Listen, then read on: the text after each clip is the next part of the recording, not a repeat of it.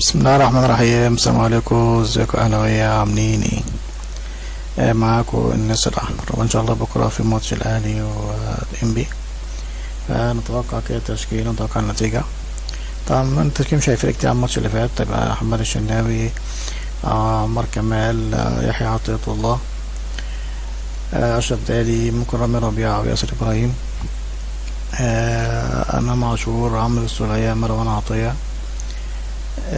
حسين الشحات، بيرسي، ورضا، وسام ابو علي.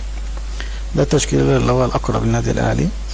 وان شاء الله يبقى اشرف داري هو الاساسي، وهيبدل بين رامي وياسر. بس انا حابب رامي اكتر من اشرف، ان رامي بيعرف يطلع الكوره كويس من ورا. اتوقع النتيجه طبعا مع مستوى الاهلي اللي هو الفتره اللي فاتت دي صعب جدا اتوقع النتيجه دلوقتي، بس ممكن نكسب 2-0 او 1-0 بالعافيه. فده كان توقعنا الماتش ان شاء الله الاهلي وانبي بكره ان شاء الله. السلام عليكم ورحمه الله وبركاته.